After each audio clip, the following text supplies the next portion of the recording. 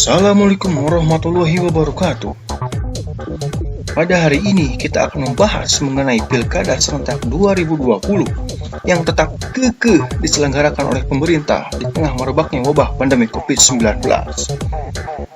Antara Pilkada dan Corona. Berdasarkan data dari situs Worldometers, bahwa per tanggal 27 September 2020, jumlah kasus untuk total seluruh dunia yang positif COVID-19 telah mencapai 33.062.174. Kasus sembuh mencapai 24.412.868 dan kasus meninggal mencapai 998.803 jiwa. Kemudian untuk Indonesia sendiri, sampai saat ini belum pernah sama sekali mengalami penurunan grafik kasus harian. Namun, terus meningkat semakin parah. Bahkan pada 25 September 2020, kasus harian COVID-19 mencetak rekor terbanyak, yakni 4.823 kasus, hampir menembus angka 5.000. Sehingga total jumlah kasus berdasarkan data dari gugus tugas percepatan penanganan COVID-19 oleh BNPB bahwa pada 27 September 2020 jumlah kasus telah mencapai 275.213 positif dengan 203.014 pasien sembuh serta 10.386 pasien meninggal dunia. Provinsi yang masih berstatus zona merah pun memiliki 58 kabupaten kotanya yang masih berzona merah. Namun sayang seribu sayang, semua data itu hanya bisa membuat sekolah dan kuliah harus tetap belajar online.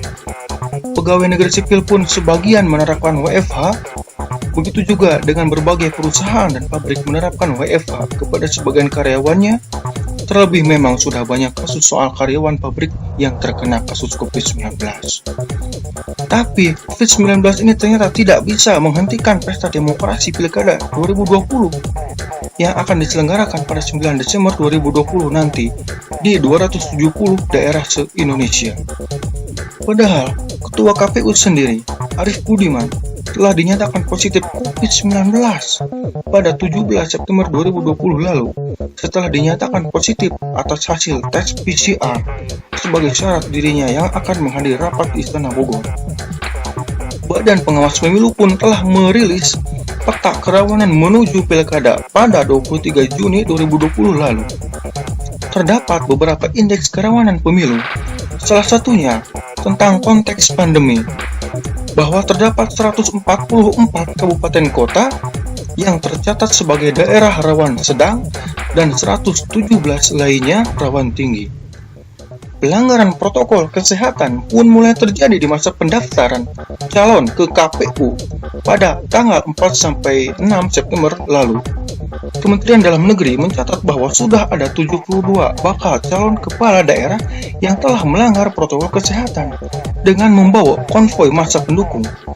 Dari data yang diperoleh, Partai Golkar melakukan pelanggaran paling banyak, yakni 22 kasus, disusul PDIP 18 kasus, Nasdem 14 kasus, Demokrat 7 kasus, Gerindra 3 kasus, P3 2 kasus, sisanya PKB, PAN, Hanura, PKS, Perindo, dan PBB 1 kasus. Masa kampanye pun telah dimulai per tanggal 26 September 2020.